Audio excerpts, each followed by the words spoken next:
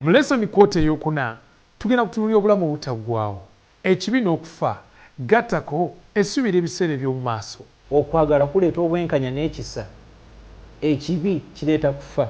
Tugenda kutunulira enteekateeka y'obulokozi nga bwe yabagibwa Mukama waffe Yesu Kristo. Olutalo olunene olwatandikira mu ggulu ate mwattu nga lugenda maaso n'okuyinda ku nsi kwe tuwangaalira. Kati buli lunaku tulwana ne wiiru yaffe okubeera discipline. Yo obadde okimanyi enti kano yakutondera kubeera mulamu emirembe gyonna. Eddembe lyenga Katonda yaliteeka wali ajja alokole ensi. Ye abaffe Mukama waffe Yesu Kristo okimanyi nti yakkiriza okufa okutufiirira nga n'ekibi tekinnabaawo. Ku lunaku Adamu ne Kaawa bayonoona, Kristo we yeeyimirira okutufiirira. Tusaba bakadde b'amakanisa, abasumba baffe okugattako n'abavubuka enjasa b'eggulu abasoosula ebyawandiikibwa. Lesson week eno katuyigire ku bigere bya Kristo. Weewaawo mukwano gwaffe atulaba oli ku 3ABN amazima agatajunguluddwa. Program gy'oli mu kulaba eyitibwa Lesson week eno nga tuba tugenda mu maaso n'okuyigira ku bigere bya Mukama waffe Yesu Kristo. Tugala Lesson week eno katuyigire ku bigere bya Yesu Kristo Mukama waffe. Ate nno mwattu ebeerawo okuva ku ssaawa 2 paka ssaawa 3 nga twaniza Sabbiiti ku Friday. Nange Yonasaani Matuvu Munagomba awanga lya musezere Ssaabasajja eri e Buddo. Tuli mu kutunulira lesson namba 13, the judging process. Obulamuzi buno bugenda maaso bulimu phase mmeka 3 namba. Tugenda kwatugereza emiteeko egyo 3 egy'obulamuzi bugenda maaso mu ggulu. Nina omukisa ogw'enjawulo nti abasumba bange ndi wamu nabo ne leero. Abasumba bange nsanyuse nnyo okubalaba. Amiina sebo. Manyi nno okwogera amazima nti buli bwe mbalabako mpulira essanyu. Amiina. Kuba ebigambo bino biba byongeddemu okulungamizibwa okulungi. Manyi Mukama abamu yabawa okuba ababuulizi, abalala abasomesa, abalala abasumba, abalala batume. Kale kwe gaaba obanga olina omukwabo oba munywevu nti ekkanisa egenda kufuna ekigambo ekigiteekateeka olw'okudda kwa Yesu. Kituufu. Wali tulinawo omusumba affe, omusumba Mulindwa Byasali, so tusanyuse nnyo okulaba. Nkujjukiza omulabi waffe nti ava ku Gayaza Adventist Secondary School. Bwentyo bwe njogedde ekituufu? Tusanyuse nnyo okulaba ssebo. Era ye chaplain waayo oba omusumba w'essomero eryo. Wakati wano tulina omusumba affe okuviira ddala ku bwa Ssaabalabirizi. Omusumba affe okuva ku bwa Ssaabalabirizi mu kitongole ekya chaplains ne ebyamakomera ne Public Campus Ministries nga ye musumba Sebagala Ivan Samuel. Musumba ffe tusanyuse nnyo okulaba. Era ffe tukyali mu biseera bya kuyozaayoza tebinnaba kuyita. Weewaawo kale nti ki naye tugamba nti omugole akyali mu kisenge. Era tweyongera okuyozaayoza ne tukwagaliza buwanguzi bwerere mu buweereza obwo. Kwegamba buli kyonaakwatako nga Musa bwe yategeeza kiraba omukisa mu buweereza obwo. Abasumba bange nsaba mukkirize mukuze ku mulabi waffe alisobola okweyongerayo. Mwebale bassebo ne bannyabo okulaba programu eno. Mwebale okutwagala mwenna abagoberera gye musinzira okugoberera abali ku YouTube ate nammwe abalaba okuyita ku mukutu gwa TV. Mukama abawe nnyo omukisa. Mwebale nnyo okufula programu eno kyerina okutegeeza abalala okugigoberera.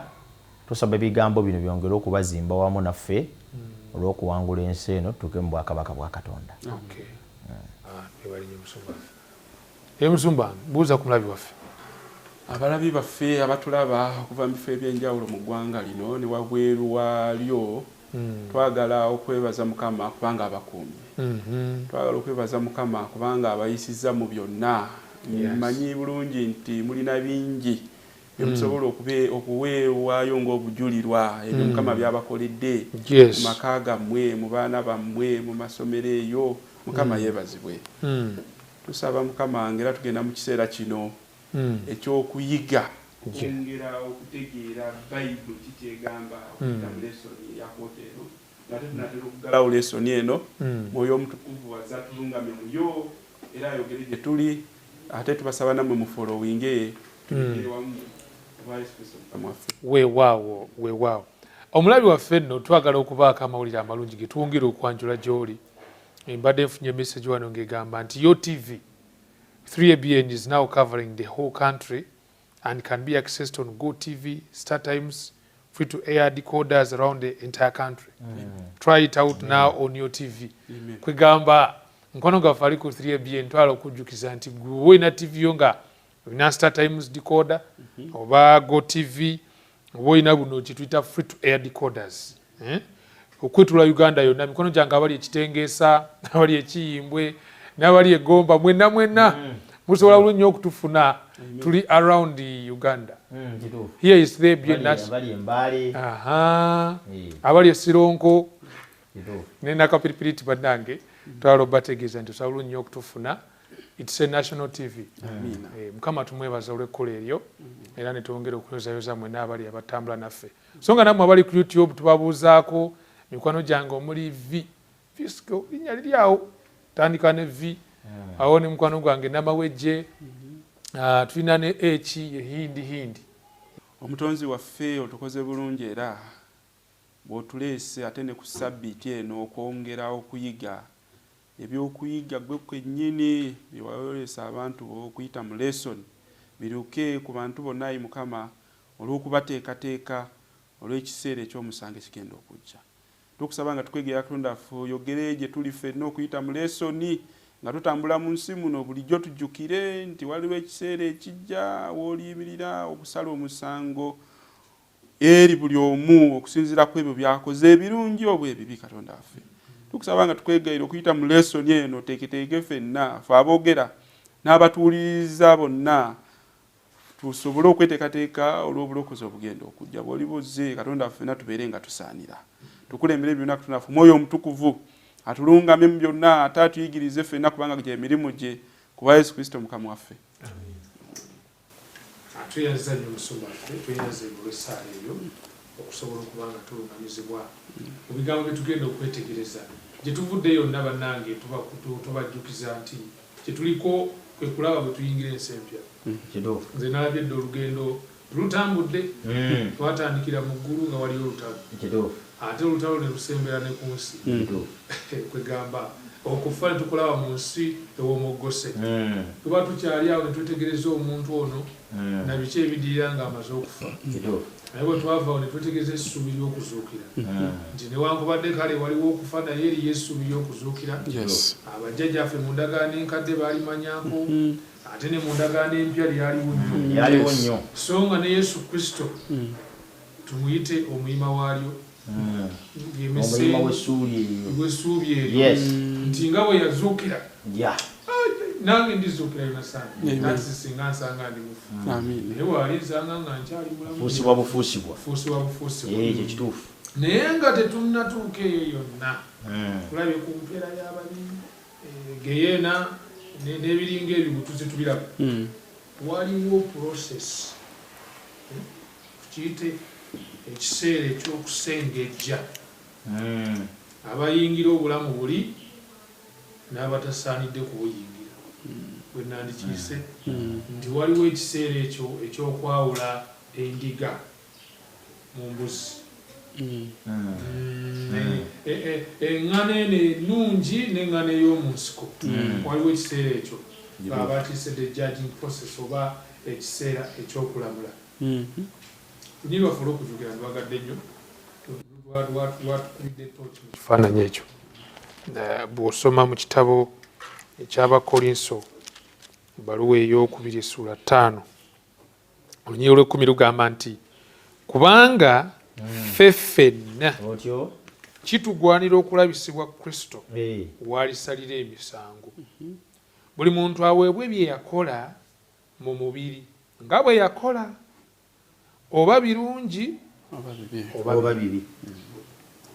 Basumba bangenze kamala okuwa testimony nalina ebibuuzo bye neebuuza naye ng'ekyamazima sifuna ansa kati lwentandika okugifuna neebuuzanga omuntu akwata ettaka ly'abantu n'alibabbako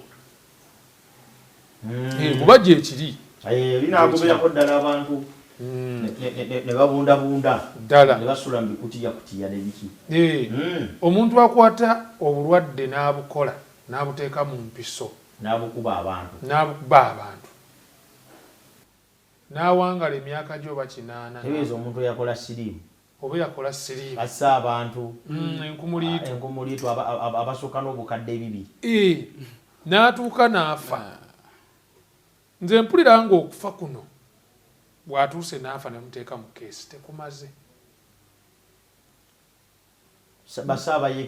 basaabayeekera ddala ye tagenda ani agenda omubuuza kuba waliwo abalina obuyinza nti teri amubuuza wano kuba oli abasajja abayeekera nga ddala talabika nkona mu kooti oba kooti yansi yona kuba weri tutuganye ICC naye waliwo abayeekera oluusi talinyanga nayo Kachuya akoze ebyo byonna ye ani alimubuuza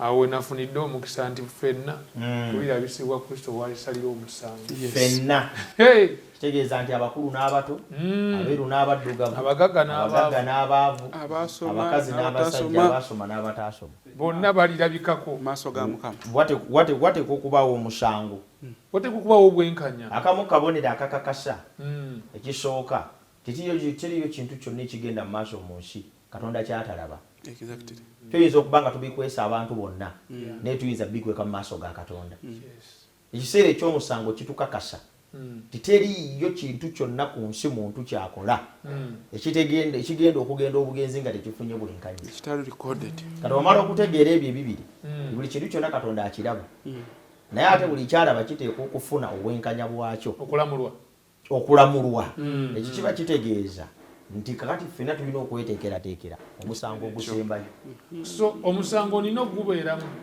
buli muntu yenna ateeka ogubeeramu oba oyagala oba toyagala naye ng'ogubeeramu si lwa luuyi lwa kuweebwa kibonerezo kyokka naye ate ne ku lw'oluuyi olw'okuguwangula okuweebwa empeera ennungi so waliwo abagenda osingisibwa n'abanaagusinga omusango guno guteekebwawo ne gugenda mu maaso si kubonereza kyokka ng'abasinga obungi we baguzimba tulina abantu abazimba waliwayo ekiseera ekyokusala omusango waliwayo omusango ng'abantu bagezaako okulaga nti okusala omusango kuliwo kugaba bibonerezo kyokka naye tuteekwa n'okukijjukira nti buli omulamuzi lwakati yemula n'akuba ennyondo ku mmeeza nti omusango gukoze eki gusaliddwa mulimu abeera asingiddwa ate mubaamu n'asinze asinze bamuliyirira ssente zonna z'asaanyizza mu musango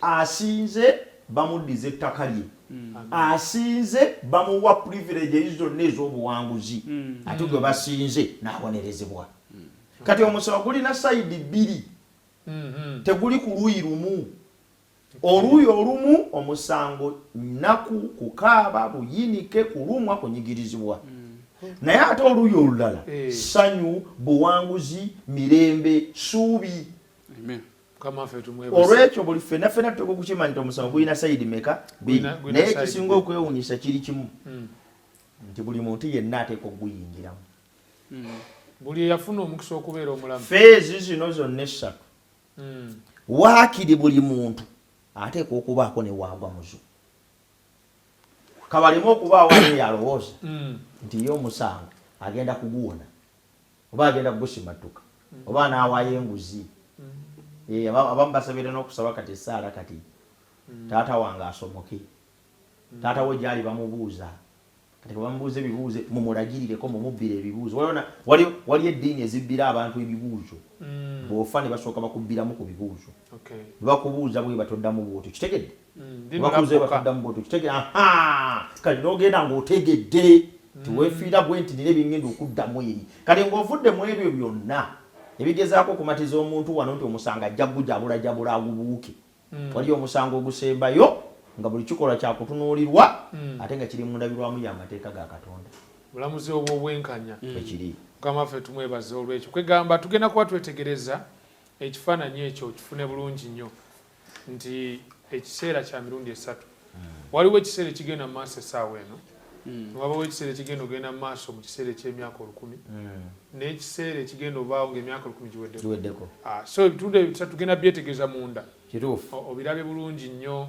anyini ddala waliwo eyambuza naŋŋamba Katonda yeetaaga okuteekawo omusango kubanga amanyi buli kimu lwaki ate abaguteekawo tekewo omusango katonda amanyi byonna in fact gwokyogedde nti amanyi byonna fe n'abantu bitabakola ki lwaki aba aleeta enjuyi zombi okulaba oba ate ng'amanyi byonna katonda kwagala loosa ye answer esooka kuba ebitonde bye byonna alina obimatiza nti ekyo kyali yalibanga ye gundi eyo ensonga esooka kaakati ensonga esooka mu musango wano tetulina okumanya kiri kimu nti judgment oba judgment process it is not when God is going to decide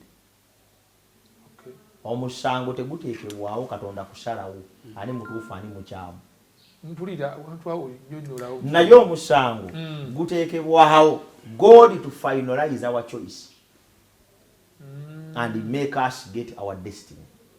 To indicate where we belong. Katonda tateekawo musango ng'aguteekawo kusalawo mutuufu na mukyamu. Ekyo kyo eky'omutuufu n'omukyamu kisalibwawo nze nga nkyali mulamu. Omusango gw'eggulu si gwe gugenda okusalawo nti Yonasaani waakuba mulamu oba waakuzikirira. Ekyo Yonasaani yakisalawo kati. Naye omusango gw'eggulu gugenda kukakasa bukakasa kye wasalawo. Kukakasa bukakasa nti Yonasaani yasalawo oludda luno era eno y'empeera ye. Bamalayika bakifuniramu ekyo. Bamalayika kye bafunamu kwe kulaba obwenkanya bwa Katonda. Ekyokubiri kwe kulaba okwagala kwa Katonda. Okwagala kwa Katonda kugenda kulabikira nnyo mu musango. N'amazima ge. Kubanga omusango guno gugenda kujjayo Katonda nga bwe yayagala ennyo okutulokola ffe ne tugaana bugaanyi. Yes. Kubanga omusango guno gugenda kulaga Katonda nga bwajjudde ekisa nti omwonoonyi agenda kuyimirira mu musango naye aguveemu nga tegumusinze ku lwa ssaddaaka ya Yesu Kristo. Olwekyo Katonda yateekawo omusango to vindicate himself as true, as faithful, as just. Yandibadde asobola okiyisaawo obuyisa gwe Yonasaanidde eno Sebaggaladde eno mulindwadde eno simple teyeetaaga na musango. Yandibadde agamba mumudde wano mumudde wali godde wano gwedde wali kuba choices twazikola dda naye lwaki agupuleesingawo si kulwa ng'abawese nga bagenda mu geyeena ntegerekese bulungi batandika okulowooza nti asaliriza ne bali ababalaba nga bagendayo baleme okulowooza nti Katonda wa busungu naye ate era ekisinga obukulu bano abagenda okuwona Katonda ate kukukakasa nti mutuufu okubawonya si kulwa nga bawona ate abalala ne bazikira bonna nga bakola ebizibu byo mumanyi nti abantu abagenda mu ggulu n'abagenda mu geyeena bakola ebifaanana ddala bakola ebifaanana abagenda ogenda mu geyeena bajja kuba babba ng'ate n'abagenze mu ggulu nabo baali bakoze eki what's the difference? Bamalayika balina okumanya lwaki Sebaggala agenze mu geyeena Yonasaani n'agenda mu ggulu ng'ate bonna baasaddaaka omwana. Kati Katonda kye kimuteesawo omusango okweraga yekka nti wa mazima aboonoonya abamu okubatwala mu ggulu n'aboonoonya abalala okubazikiriza emirembe n'emirembe. That's the purpose of the final judgment and the choices we make them now. Mukama nga yeba kwegamba ekifaananyi twogedde okifuna obulungi njagadde mulabi waffe awasooka akola ategeerewo obulungi. Kati musumba wange musumba mulindwa waliwo wano eno judgment scene eno nzibadde sigitegeera bulungi naye agogera okugikakasa kugitegeera kubanga okumukudda kwa Yesu baga nti agenda komawo okulamula ensi. We got final judgment eno olwa Sunday eno Matayo 25 musumba wange wagirabye otya eyo ate tunayogera omusango gwe twogera ku musango newankubadde tugeraageranya ku misango gye tumanyi egya kooti naye twogera ku musango oguli beyond that, beyond our thinking, beyond our understanding. Kubanga bwe twogera ku misango egy'ekooti egikolebwa leero omuntu alina influence, omuntu alina ssente yatera okuyitawo newankubadde ye mukyamu naye twogera ku musango ogw'okubanga Katonda kennyini kitaffe omutonzi waffe alaba n'ebiri mu kyama nga yagenda oyimirirawo asale omusango either mulindo ayitawo oba takola atya oba tayitawo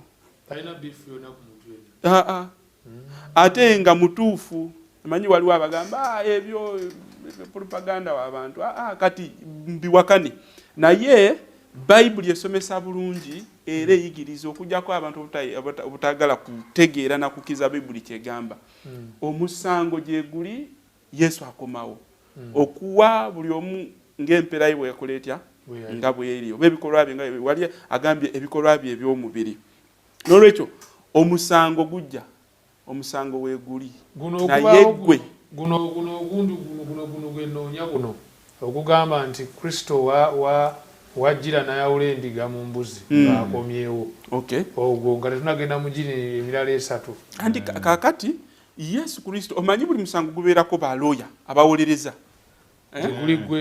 yes looya ateekwa kubeerawo kati wano looya waffe bayibuli emulambika bulungi nti yaani nti ye Yesu kennyini kakati bw'atuuka ku lugero luno olw'abantu abali ku mukono ogwa ddyo n'ogwa kkono aziyita mbuzi na ndiga waliwo ebintu bano abali ku mukono ogwa ddyo bye baakola ebibakwalifayingisa okuwangula omusango kubanga no kye tulabamu owangula oyitawo tuyitawo kakati ebikolwa byabwe bino byali influenced by Yesu ensonga ki abagamba nti bwe nali bwe nti mwankola bwe muti nali enjala ne mumpa emmere nali nonda okusula awokwebaka ne mumpa so ebikolwa bino ebya Yesu kennyini bwe babikkiriza mu bo ne bakola ekyo Yesu kennyini agamba nti mwabikolanga bali naye mwabikola nze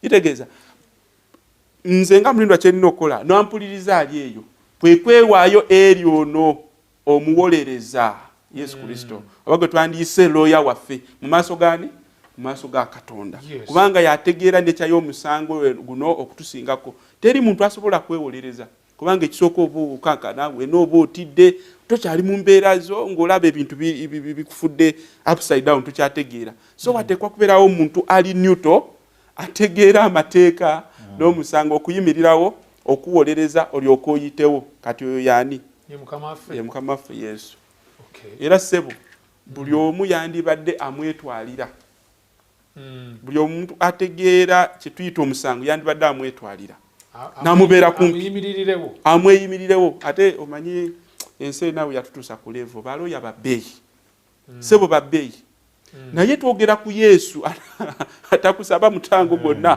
kukweyimirirawo is free of charge ate nga taliimu nkwe kubanga omala okusasula obukadde bwe bwensimbi ate era looya n'akuyita eri nabo ne bamugulirira twogera ku Katonda ataliimu ezo nkwe ensonga kitugambye nti ono agenda osala emisango ali straight forward era ye kyasalawo kyekyenkomeredde ate nga tekirimu bukuusa kyabwesigwa kama ffe yeebazibwa ennyo ekifaananyi tuba tukyetaaga okugamba okweyongera okulaba olunaku luno lusembayo abali mukono ogwa ddyo n'ogwa kkono waliwo akagambo akanyumira ennyo nti abaasangibwa ku mukono ogwa ddyo ne balyoka bagambibwa nti mujje muyingire obwakabaka kitammwe bwe yabategekera okuva ku kutondebwa okwensi so tusuubirayo ebirabo tusuubirayo n'ebibonerezo punishment and gifts reward eriki ebeera birungi esobola ennungi reward esobola okuba ennungi oba embi reward kyekyoweebwa yempeera empeera esobola okubeera embi esobola okubeera ennungi okusinziira ku ki kyewakola so abaakola obi bagenda kufundikira bafunye empeera yaabwe yakufa emirembe n'emirembe then abaakola obulungi bagenda kusikira obulamu obutaggwawo neesunze nnyo akuti olugirira olukasoge tudde mulusome Matayo essuula 25 olunyiriri luli ku 34 kanve ku 31 nti n'amawanga gonna gali kuŋŋaanyizibwa Matayo essuula 25 olunyiriri lwa 32 tuuka ku 34 nti n'amawanga gonna gali kuŋŋaanyizibwa mu maaso ge naye alibayawulamu ng'omusumba bw'ayawulamu endiga n'embuzi endiga aliziteeka ku mukono gwe ogwa ddyo naye embuzi ku mukono ogwa kkono. Awo Katonda awo kabaka aligamba abali ku mukono gwe ogwa ddyo nti mujje mwe kitange be yawa omukisa musikire obwakabaka obwabateekerwateekerwa okuva ku kutonda ensi. Teekateeka eno yaliwo dda kwegamba ekirabo kikibaayo eyo saawa etuuka butuusi ne bakikwasa ekyo bwe kiri awangudde ensi kati omusango akufinalizing ekyo ekibeesawo omusango ogwo. Kasooke tuwumulemu basumba bange, tusooke tuwumulemu tulyoke tukomewo omulabi waffe tusobole okuba nga tweyongere tuzuule ebyama eby'omunda ku musango guno.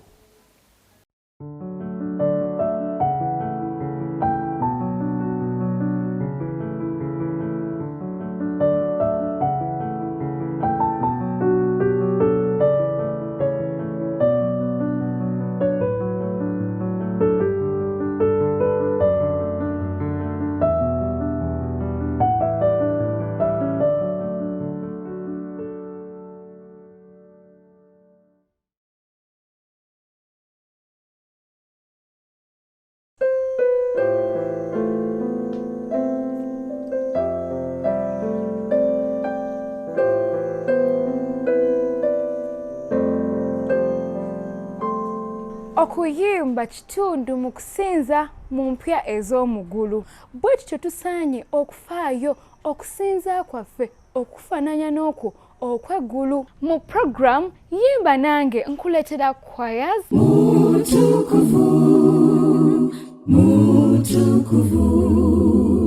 singing group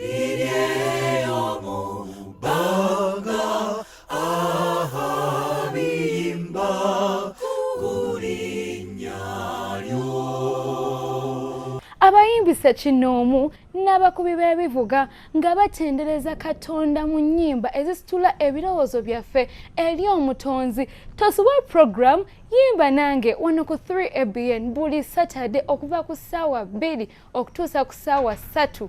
Nange omwanjuzi wo Kiwumulo Aleluya.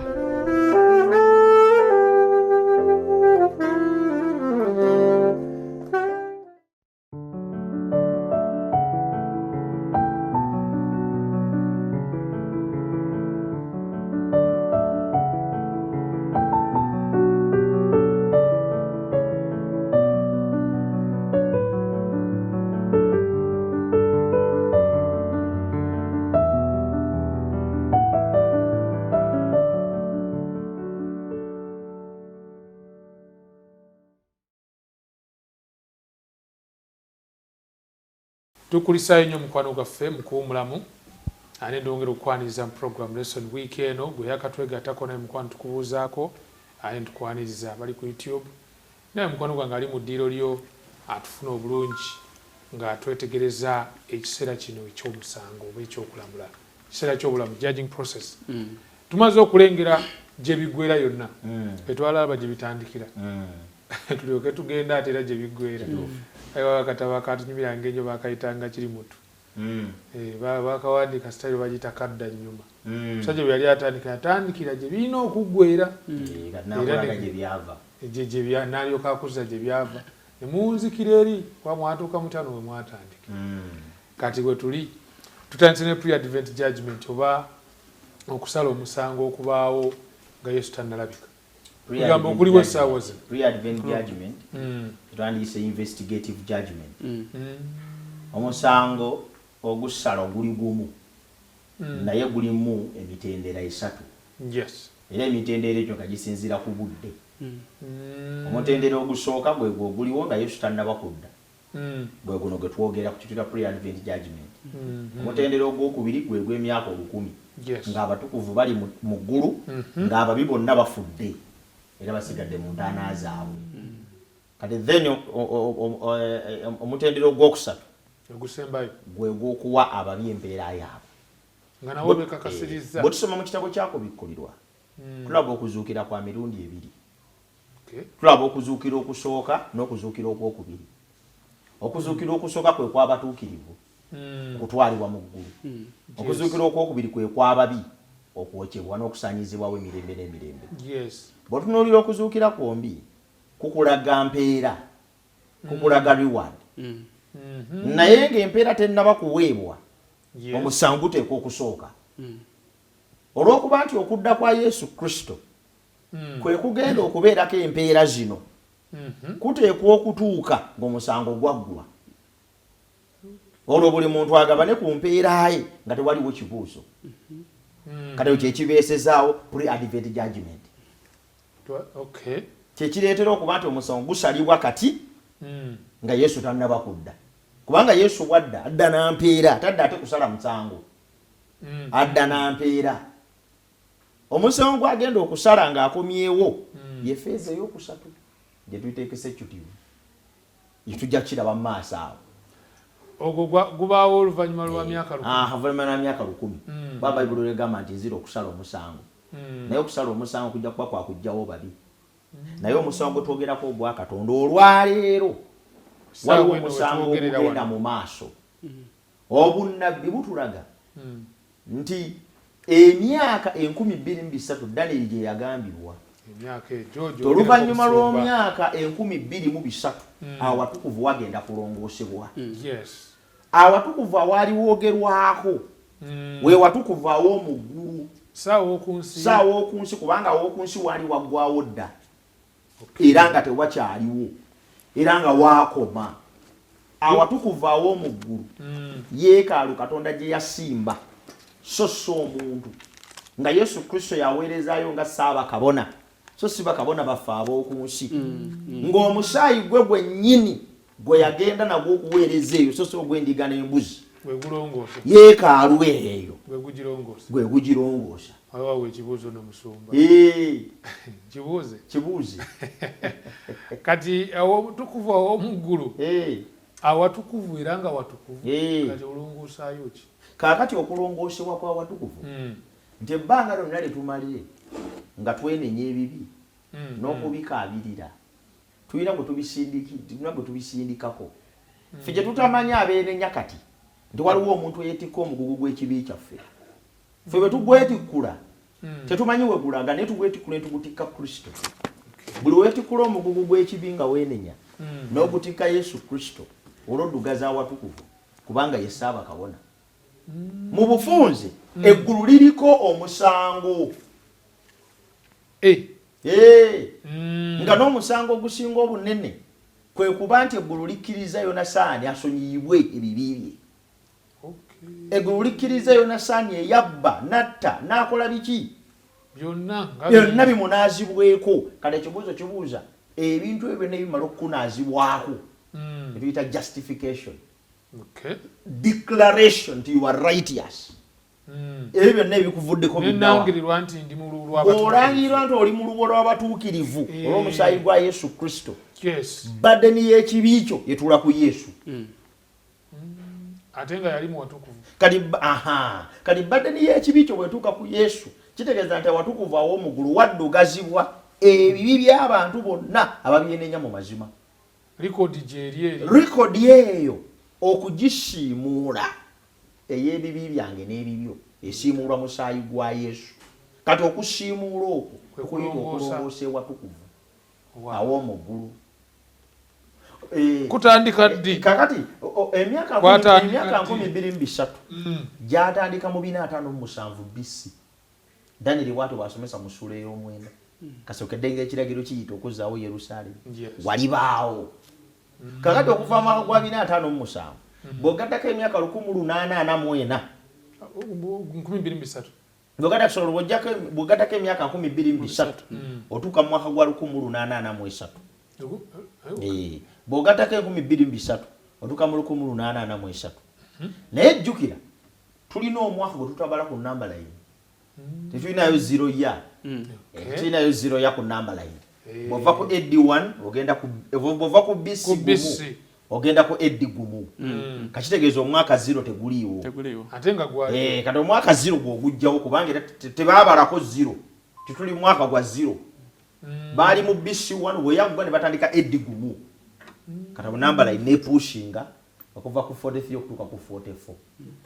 So okuva 457 okutuuka 1884 emyaka 23 egyali gyayogerwa Daniel jaggwako bwe giggwako kyekiddako awatukuvu kulongoosebwa muggulu eri okusala omusango kati twagala tutegeeza abantu bonna bali ebigambo ebintu okuva mu 1884 omusango guno gwatandika okusalibwa okuviira ddala ku Aberi eyasooka okufa okutuusa ddala ku mulamu asembayo olwaleero omusango gugenda mu maaso baguyita pre-advent judgment naye omusango ogwo guyimirira ku bintu bisatu bwe biba tebiriiwo tegusobola kubeerawo ekisooka omusango guno guba mutuufu abafu bonna baba nga bali mu ntaana zaabwe nga tebannafuna reward bwe kibanga abafu bafuna reward mu ggulu then omusango guno tegwetaagisa olwo kitegeeza ne Katonda agusalira ku ntaana bw'ofa bw'oti gwo gwagusala Yonasaani ggulu gundi Geyena bwe kibanga abafu we bafa either bagenda mu ggulu mu Geyena then omusango guno teguliiwo naye bwe kibanga abafu basigala mu ntaana zaabwe then gugenda mu maaso kubanga balinze kufuna reward tebagifunanga ekyokubiri omusango guno gubeera practical nga ffenna tusalirwa bwe kibanga waliwo abatagenda kuyita mu musango gamba ng'abaana abato yagamba abaana abato bo kakati bo bayitawo obuyisaawo kakati ate ne be basabidde essaala nabo basomoka okuyita mu puligatori kati bwe tumwongerako wano ne tumulombera edduwa naye afuna waasaliikiriza bwe kibanga waliwo amakubo amalala ag'okusaliikiriza abantu batuuke eri Katonda pre-advent judgment eyeetaagisa ekola onule nga ffenna tugenda mu musango okiraba ekyokusatu omusango guno gukola amakulu bwe kibanga okuzuukira okw'olubereberye kugenda kusasula abatuukirivu lwegukola amakulu bwe kibanga teri kuzuukira kwabafu then pre-advent judgment eyeetaagisa kati ni summary ne Yesu yagamba nti bonna bagenda ku mbaga babakebera balina ebyambalo tebabakeberera mu mbaga munda nedda ssebo babakebera tebannayingira oyambadde ekyambalo ky'obugole nga tonnagenda ku mbaga olina kusooka kwambala kiki kati pre-advent judgment ensures us nti we are fit for heaven nga twambazibwa ekyambalo eky'embaga kamanga yebazibwa ennyo amina kintu kino olabira ddala nga kijjayo obwenkanyi fact bamalayika ndaba wano kati omulimu gwe nabo bafunye ku mukisa luli baalaba ku musalaba basemba okulaba ku musalaba nga Katonda mulungi naye kati baagala kulaba Katonda mulungi bwayingiza Yonasaani eggulu bamalayika Yonasaani ayambadde ekyambalo eky'obugole kuba ye Katonda mumanyi bamalayika abali ku mulyango bo tebakumanyi nannyini mukolo yagaba ebyambalo yagaba kaadi gundi bamuyite naye bwe kituuka ku mbaga yabeera ku nnyonjo kati abali eri bo tebamanyi nkolaganaayo naoli bo bagamba kaadi ekola ki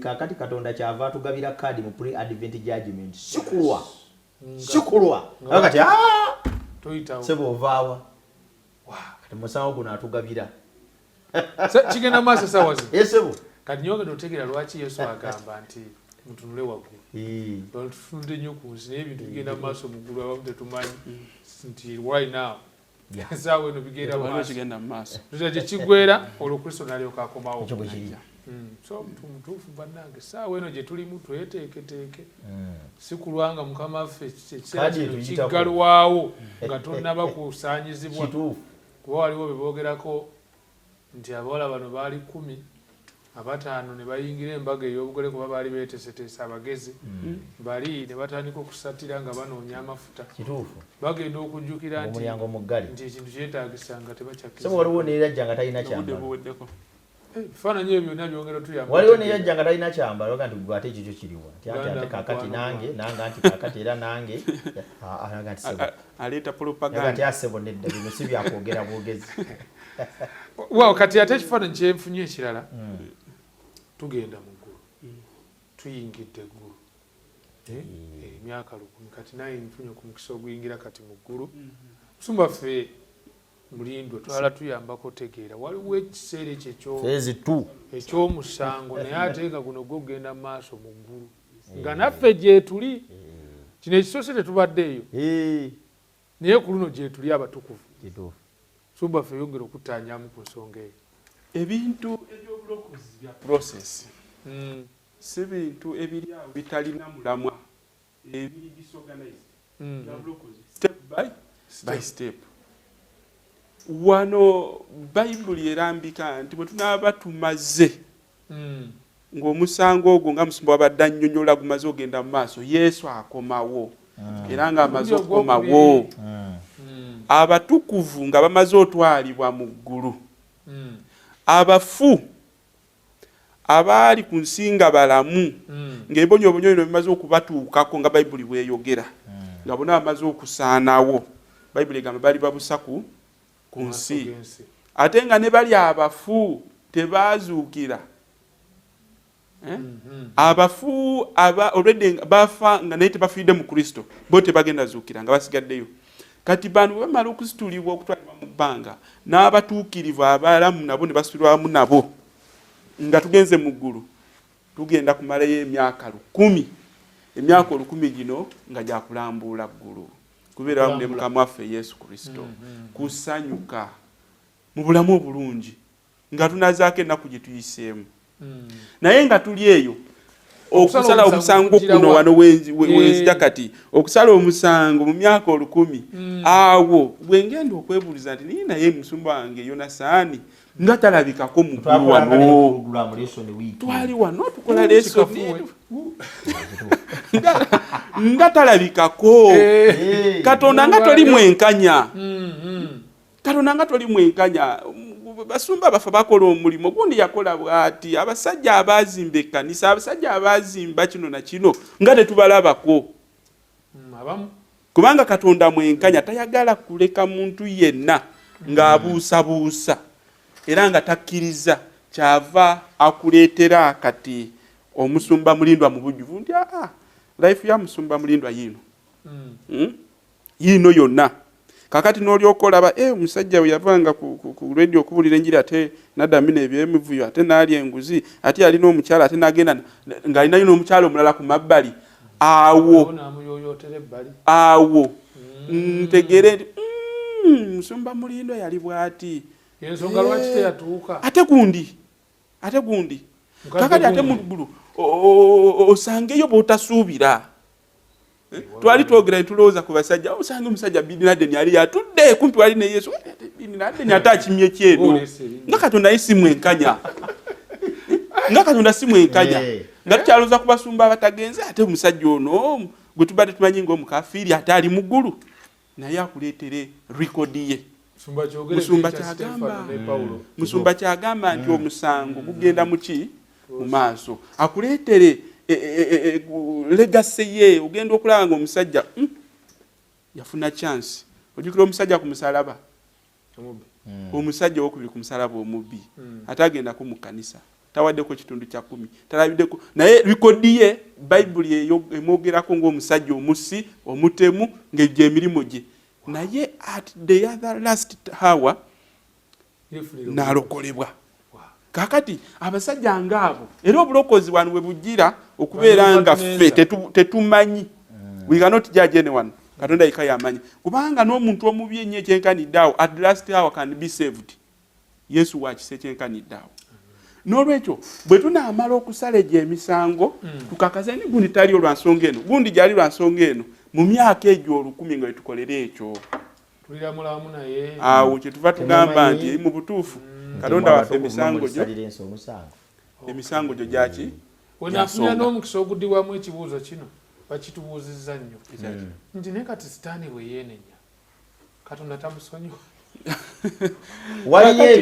waliwo ebintu ebyokwekanga ebinene nga tutuuse mu ggulu ekisooka y'engeri gwe gy'otuuseeyo kijja kuba kyekango kinene engeri gwe gy'otuuseeyo okka mu ggulu nga nange ndi wali ntambula ojja nakwewuunya ozootya ekyo kikulu ekyokubiri bantu badde osuubira okubaayo nga tolabayo n'omu ate kisingira ddala okwewuunyisa bwe badde tasuubira kubaayo ebintu biri ebi bisatu mediniyo judgment ebyo byeddamu ebibuuzo bwe bisatu gw'otuusa otya ekyokubiri naye nga gundi mbadde nsuubira katera ogenda okutambuza amaaso nga tokakuba ku kkoni ngati ate kati konigoza otya kale ebintu ebizibu naye kati wakati mbibuuze ebyo naddala eri abaazikiira nga tubasuubira eza millennial judgment eno ejja kutumatiza lwaki mu ggulu toliyo nagundi waliwo n'ebibuuzo bingi bye tulina ennaku zino byeweebuuza ng'omuntu ng'oba oli awo ebimu tomanyi bubiddibwamu nebimbi wasoose okubuuza abantu basaddaaka abantu ne beeyagala gundi ono ddala agenda kusasulwa atya ddala kiki bwati ati nedda oyo kati bwati bwagenda okuba enkomerero yejeeno many questions will be answered baduukirivu bangi abalina akazito ku mitima olw'abantu abakola obubi yes wakati ogenda tunulamu bagamba nti waliwo ekkanisa myaka gyali gisoba ne mu 1000 ng'etirimbula abakristaayo ekituufu abakristaayo bataka wansi wa bukadde 5 tera bano bagenda labulwa batya inquisition eyo bagita Spanish Inquisition ekituufu abantu ebibuuzo byetwebuuze nti ne bakwata omusajja wa Katonda ne bamusula mu pipa ya butto bano Mukama alibalamula atya ne mu kitabo kyakubikkulirwa tulinayo alegole tulinayo abafu bebogerako emyoyo egiri wansi w'ekyoto egyo twaginnyonnyolako jjo amakulu gaakyo negye tugamba nti nga balina ekibuuzo ebintu bino birituusa ddi abantu abatematema bannaabwe bo ne balabekanga abali obulungi oli naavuga amamotoka naye ng'agavugira ku magumba g'abalala oli n'abeera n'ennyumba ennene naye ng'ali ku musaayi gwa mwana gwe yasaddaaka tumusanga ekizimba akitaddewo ekizimbe ng'oli akitaddewo naye nga ssente zabbye ezaali zigenda kukola luguudo okufiiridde abantu bonna ebibuuzo ebyo bigenda bwe batabaawo omusango tubuuza ekibuuzo eri abalaba bwe batabaawo judgment questions zo zigenda kuddibwamuwa without judgment ejja kumubuuza twaye Mukama kati gwe ate ani yakuteekawo kyegamba tulina omukisa munene Katonda okutuwa omukisa okutegeera ebigenda mu maaso si kulwa nga atuyita mabega n'akola byayagala naye ze kye nasanyukira mu musango guno ebibuuzo ebifaananako ng'ebyo bigenda kuddibwamu tugenze ku executive judgment to execute kigambo execute kitegeeza kumaliriza byonna so this is a final conclusion of the whole matter. It is a final and irreversible part of judgment. Final verdict. Final and irreversible. Musango we gugwera ate ebivaamu tebikyuka. Kituva tuyita executive. Goba tumanyi nti mu biseera ebya middle ages Katonda yali atimbiddwa ekifaananyi ng'omukambwe ennyo. Omukambwe omudzimu atalumikaku. John Tezo omujamani ono nga era nga ssebo bw'oba onaamwaŋŋanga oteeka okubeera mu bakabona ne bakuyamba ne weegayirira n'owaayo ssente ne bakusabira nga muzibu nnyo omusajja atalumikako kyokka ate olwaleero bagamba nti Katonda ayagala nnyo omuntu tayinza nakeera ku makya n'amwokya kati byombi Katonda okubeera omwenkanya n'abonereza ate n'okubeera ow'okwagala n'asonyiwa byonna bigwa mu Katonda y'omu ekyamazima kiri nti newankubadde nga Katonda alina okwagala kungi naye okwagala kwa Katonda buli okusukkuluma ate munnange kubonereza ekitali kituufu bayithawo akamu kabonera akalaga nti omuntu akwagala ne mu Lukanubuza tulinayo olugero nti enseera y'okwagala yekolaki akamu kabonera akakakasa nti muntu oyo akwagala kwe kulaba ekikyamu n'akikugamba akamu kabonera akakakasa omuzadde nti ayagala omwana we kwe kumulaba nga akola ekikyamu n'amuboneza ti no kyokola si kituufu kati essaawa etuuse n'abajeemu bategeere lwaki bagenda kusaanawo executive judgment Katonda agenda kusalawo ekyenkomeredde eri olulwo lw'omwana w'omuntu ye engagement ya Katonda mu history wa mankind egenda okusembayo the final engagement of God naffe tufune ku mukisa okulaba ku balala olwo Katonda ng'abatukuvu bava mu ggulu n'ekibuga ekijja ebyawandiikibwa bitulaze nti Katonda mu kiseera kino agenda kukola executive judgment eri ababi bonna okubazikiriza okubasaanyaawo gwe musango guno ogwa White Throne. Ogwo gwe musango okugenda okusalibwa abalamu n'abafu bayimirire mu maaso ge nga bamaze okuzuukira sebo n'abafu bagenda kuzuukira ababi abantu abali bakitegeere okuzuukira okwokubiri ero libagamba tulizuukira mu kuzuukira kwa mukama waffe oluvannyuma nga weetegeka okuzuukira okw'oluvannyuma kw'ababi bokka era bw'okiwuliranga awantu wonna tulizuukira ku luvannyuma nti banatabweze wafu Muzomba, kasokeza malazingemu kwa wano kujeno sinzi zino. Emyaka 10 nga giweddeko. Yes. Sitani ava mukomera. Asomolwa. Abajemu bazuukira. Abo bazuukira bavaayo. Kibuga Yerusalemu ekijja kiko kuva mu ggulu. Yes. Wabaawo omusango. Ogwo executive. Okay, yene executive judge. Ogwo teguliko kwenenya. Wana bajemu bategerera lwaki bagenda kusaanyizibwa. Awo buli muntu yenna agenda kukakasa ndi Katonda wa mazima okunjo ky'omuliro. Teriyo muntu yenna agenda kuva mu musango guno nga si mumativu. Abagenda ogenda mu ggulu bagenda kuba bamativu nti kituufu tugenze mu butuufu. Yes. Ne bamalayika kuba tulina bantu basatu. Tulina kategori y'ababi, tulina kategori y'abalungi, tulina ne bamalayika. Bonnese zitayonoonangako Pawulo agamba zonna zitwegesa amaaso. Yes. Kati mu pre-advent judgment Katonda akakasense zitayonoonangako ne bamalayika bonna nti mutuufu okukola kyagenda okukola. Bwe tugenda mmere niyo judgment Katonda akakasa ffe abatukuvu nti kyeyakola kyali kituufu okutuleeta ate era mutuufu okuzikiriza bali. Executive phase. Yes. Kati nadda ate ku babi nabo. Nabo abakakasa nti saali mubi okutwala bali namwe okubazikiriza. We wali okuluma obujiji n'okukaba okuzikiriza kulyoke kujja. Okay. Sebo na kati ekirabo kye baba wa second death okufa okwokubiri awo. Okufa okw'omulundi ogwokubiri. Okwokubiri okwo. Awo. We wali ensonga nga kati buli kimu kisaanawo. Gumaze okubakka mu vi. Gumaze okubakka mu vi.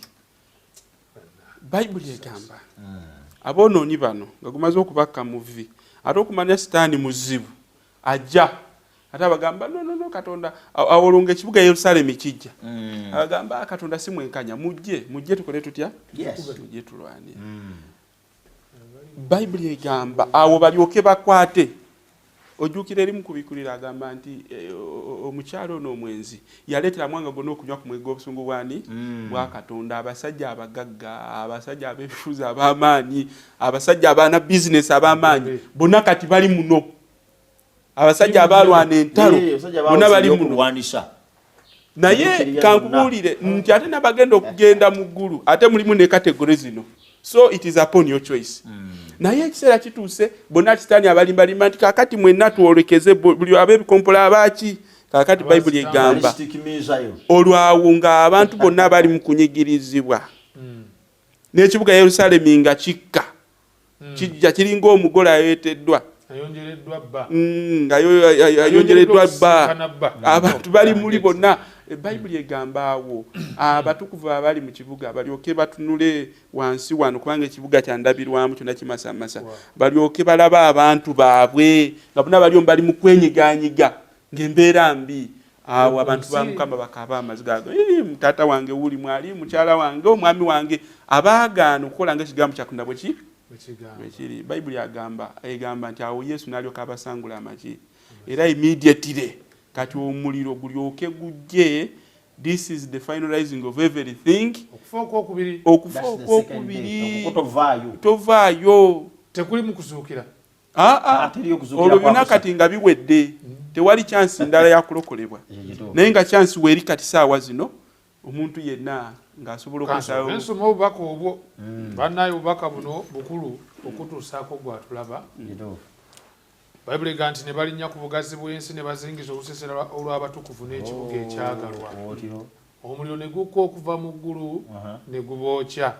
baani abajemu abasooka baba n'omuliro lyomye yabalimbanga ye Sitaani n'asulira mu nnyanja ey'omuliro n'ekibiriiti era omuli ensolo ne nnabbi w'obulimba agamba nti n'okufa n'amagombe ne bisuulibwa mu nnyanja ey'omuliro. Eyo kwe kufa okwokubiri ennyanja ey'omuliro. Kulira okulaba.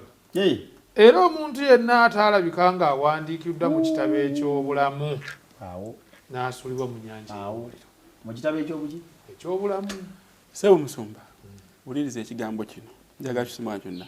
Agamba nti obulungi bwa Katonda n'okugumiikiriza kwe, obugumiikiriza bwe n'obusaasizi bwe, n'obusaasizi byalaga abaddu be tebijja kumulobera kubonereza mwonoonyi eyagaana okugondera n'okukola byayagala. Njagala tutunulire wano nti Katonda kituufu wa kisa nnyo, wa mazima nnyo, naye nti ebyo okubeera olw'ekisa ekingi ekyo kigenda kumulobera kuzikiriza bantu abatakola byakola atya byayagala. Leero nga tuli mu musango, Katonda atuyita ffenna kukola byakola atya. Matayo ensuula ya 10 onyolo 6 agamba nti byoyagala bikolebwe mu nsi ng'ebikolebwa mu ki. Katonda alina ebintu byayagala bikolebwe mu nsi. Katonda alina engeri gyayagala omusinzeemu. Katonda alina engeri gyayagala olyemu. Katonda alina engeri gyayagala owaseemu. Katonda alina engeri gyayagala buli kimu okikole nga bw'ayagala. Naffe tulina engeri gye twagala tukolemu ebintu. Yensonga lwaki sometimes ate Katonda byayagala nga biri mu Bayibuli tubikyusa tubifuule ffe bye twagala. Awe wali obuzibu. Teri kigenda kuleetera abantu musango kubasinga nga kukyusa constitution ya Katonda. Bo bateekewo bye bakola batya bye baagala. Newankubadde wa kisa nnyo Bayibuli egamba ku lunaku luli ndikusekerera. So I call upon everyone, ffenna tukyuse amaaso gaffe tugatwale tugateeke ku Katonda byakola atya byayagala. Biyinza obeera nga tebikukolera bulungi, naye kubanga Katonda ye Katonda oteekwa buteekwa kukola ebyo byakola atya.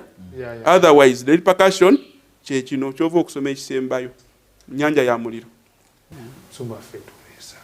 Mukama tukwebaza kubanga otuwadde omukisa okubeera abalamu. Tulabye omusango guno gugenda mu maaso, tusaba Mukama gumalirizibwe nga tuwangudde. Amen. Tuwa omwoyo omutukuvu okutulungamya bulijjo okusalangawo obulungi. Era otuwa omukisa n'obukumbi obutubeereko amu n'omulabi waffe. Era Mukama tuyingidde mu Sabbiiti omukisa gwe wasuubiza gubeere wamu naffe. Wa Yesu Kristo Mukama waffe tusabye. Amen. Tweyanziza nnyo mukwano gaffe okuba nti badde otambula naffe. Twagala okwagaliza Sabbiiti ennungi n'ekisa kya Kristo okweyongera okuwanirira ng'otambula okuyita mu Sabbiiti yonna. Kama abakuume. Amen.